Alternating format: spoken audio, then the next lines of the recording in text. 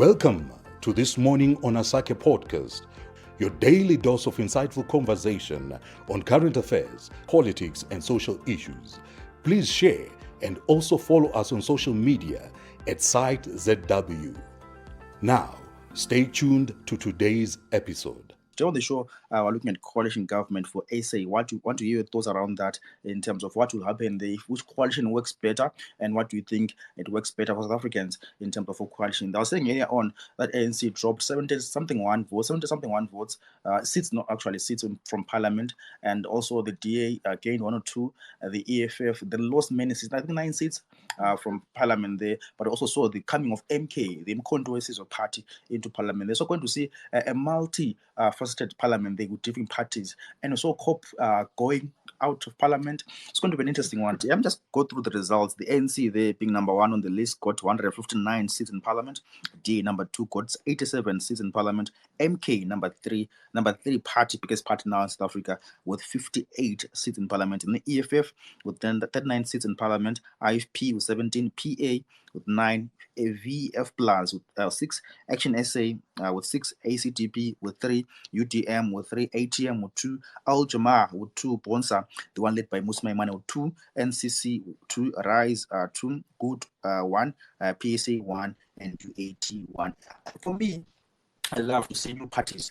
Like Bonsa is formed just barely a few years ago, led by Musa Maimane, former DA leader, is now in Parliament with the 2 seats there. And also MK is a new party again with 58 seats in Parliament. So I love these more parties. The ATM, UAT, PAC, good party, led by Pressure Delil, is there in Parliament as well, with even 1 vote. Rise Mzansi with 2 votes. It's nice to see new parties making an impact and mark in Parliament as well. Mm-hmm. Yeah, well, let's hear what others have to say. Good morning, Rumbi. Good morning, everyone. How are you doing? Thank you very much for the opportunity to speak. Being someone who's really proudly being raised by South Africa, I just want to say this quickly, that this election really brought the best that we were all expecting. We wanted, the hold of ANC to be cut by all means. I think it's one thing to say we have got democracy, but having the same party for decades still be in power is not democracy. Democracy is exchanging political parties. You know what that helps? It helps people to understand that they are not in control. Because if we look at how ANC has been in power for years, really they lost on service delivery, they lost on dealing with crime. In fact, most of the people are very much corrupt. They also lost a batch with the crime as well. I think we can also see what's going on in Zimbabwe. And I love the fact that we are very much invested in that in this election. And we know how much impact it has in our Zimbabwean election. Thanks so much for that. Good morning to you, Douglas. Good morning, Side. I think an ANC and DA coalition will be the best thing. So you need 2 sides of the house to be able to come together and form a government. The reason being, it brings accountability. It also brings budgets back into South Africa. Going back into our Zimbabwean perspective is that a good economy, a good governance in South Africa, it's good for our people. Majority of us are in South Africa.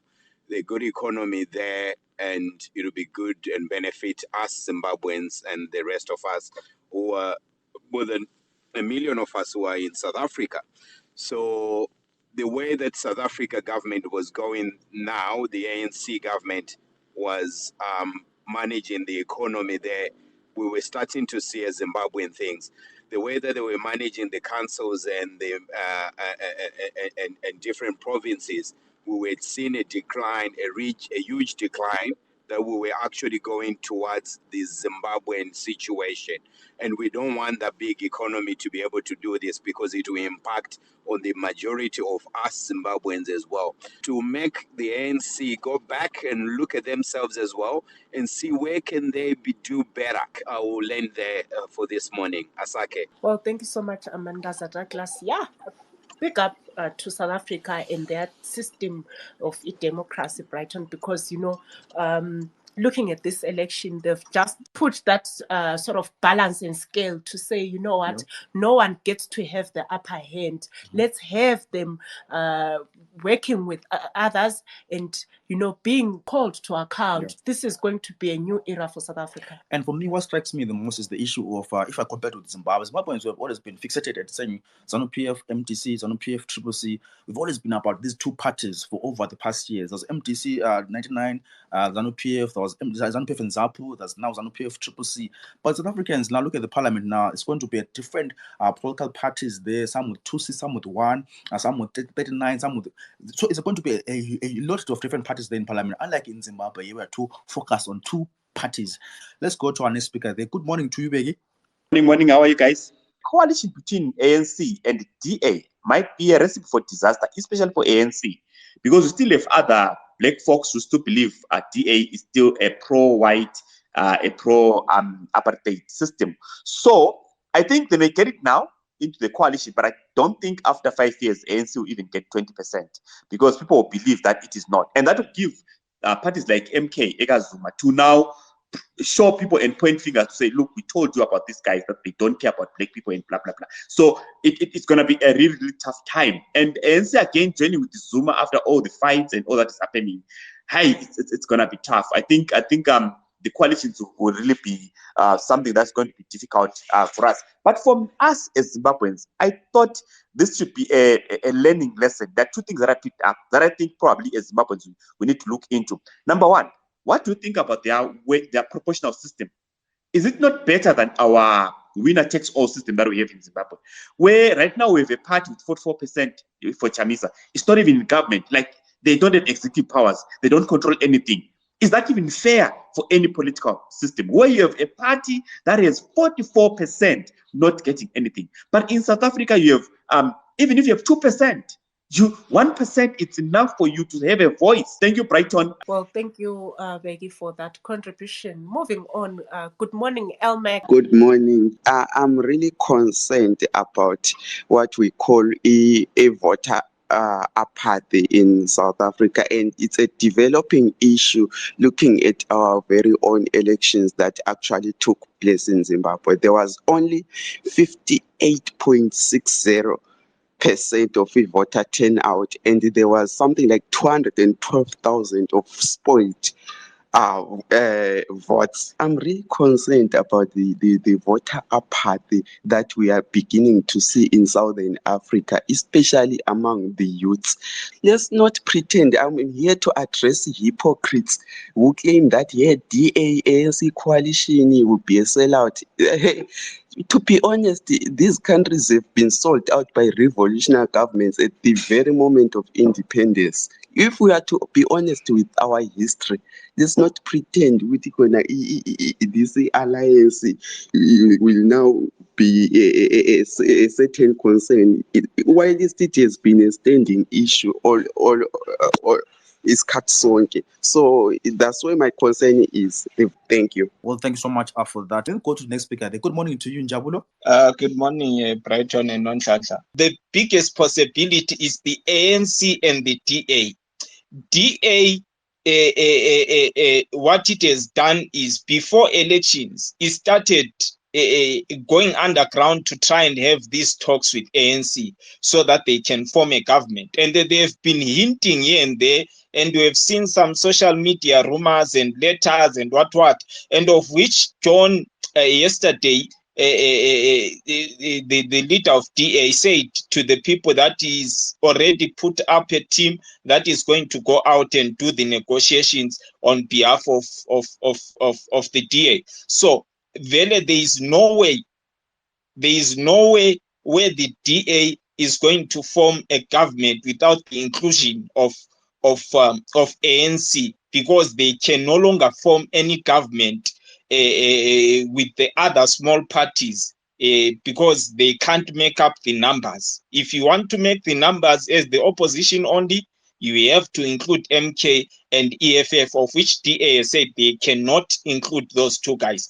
But thank you so much. Well, thanks so much, Jabulo, for that. Quite interesting what you are saying there. I see our comrade from ANC just joined us there. That's Mokhalabeti Ngwato there. Comrade, good morning to you. Well, what's the way forward and what's the best coalition for the ANC? No, thank you very much, leader. I must reiterate that the People's Liberation Movement cemented itself as a liberation movement yesterday for all to see that the ANC is indeed a liberation movement. If not, it would have caused all kinds of dramatic events across the nation, requested a revote and all that. But that is not where we are. We've accepted defeat and have had to concede that our people are not happy with a number of things that have been taking place in the country. On coalitions, in my view, I would prefer an EFF and IFP coalition. I think it would be to the best interest of our people. But you see, I cannot imagine it happening because even if we are to take them at a national level, it means we are still going to lack numbers provincially in order to take Gauteng, which is very important to us, the economic hub of SADC, if not the continent. We need it in our hands. We cannot afford to lose Gauteng. And the DA is the only party that has the numbers who can give us Gauteng. So that's where we are caught between the rock and a hard place. It's either we give up this important province or we keep it and keep national. A coalition with the DA is not going to be very problematic, as others have suggested that there would be issues in terms of reversing the gains of the revolution. I do not think the ANC would concede on policy positions as much as people think it would. I don't think we will get there. The only challenge that we are having now is that we will need to form a government that will be stable. We don't want to be inaugurating a president every 6 months. So both the DA, EFF, and the IFP seem to be very solid partners which we can work with for the next 5 years. My view, let's go with the EFF and the IFP and govern the republic. Thank you. Well, thank you so much, Leader, for joining us and sharing with us your view and standpoint in terms of the way forward now after the 2024 elections. Yeah, let's go to our next speaker there. Good morning to you, Bosalani. Good morning, Brighton. Hi, hello, Nonhlanhla. I hope you're all doing well. For you to have a coalition government and you've got too many sort of parties in there, how would that work out? How would that be easy? Will communication be easy? Would there be problems in decision making?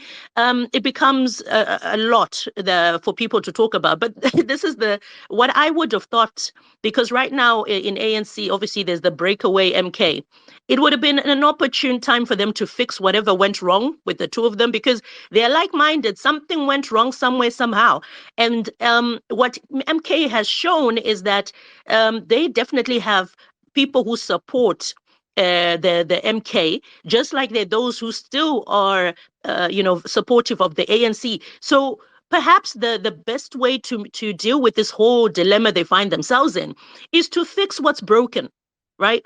ANC, MK need to fix whatever went wrong. And of course, there are concerns and there are suggestions coming through from both parties. And it's like none of them want to step down. None of them want to humble themselves so that they can think about, the continuance of possibly ANC in the future, which is quite interesting. Thank you so much. Well, thank you so much, Boss Salani. Tsepang, good morning. Good morning, Nonhlanhla Mabirwa, and good morning, Brighton. If we talk about DA, the question is, does DA in its policies and in its manifesto extensively address issues around economical inequalities and strategies towards affirmative action? I don't think so, because DA and its membership have been the ones that have been benefiting from the major stake. So, as highlighted by a representative from ANC who came here, the best coalition would be AFF, ANC, and IFP. Again, as you embark on a coalition, it's important to look at percentages. You don't want to coalesce with a political party that is higher percentage. It becomes difficult to control, to negotiate, to have a point of convergence. If they coalesce with EFF, like you highlight or you asked, pertaining to Zimbabwe, I think it's a plus because Malema continues to talk about the open borders policy, which is said to have maybe costed EFF, though Malema had to debunk that by saying no, but South Africans voted for ANC, which is the one which started with this program, enabling foreigners to come in their numbers. So let's understand those dynamics. And ANC needs to know that the journey still continues to 2029. So they better be smart and clever about it. Well, thank you so much, Tsepang, for that contribution. Come to the end of the show for this morning, guys. We'll be speaking about each of coalitions, issues of the South Africans elections, ANC being the leading there in terms of National Assembly, but also followed by DA, followed by MK, followed by EFF. The Parliament is going to convene in the coming few days, and then it's going to be election of Speaker of Parliament and Deputy Speaker of Parliament, and then it's going to be the big one, the election of the President. How are they going to work around that? Anyway, for myself, Brighton Ngube, And Nonhlanhla Mapigwa, it's bye for now. Thank you for tuning in to this episode. For feedback, you can contact us on 263 777 470017. Don't forget to follow and like our social media pages.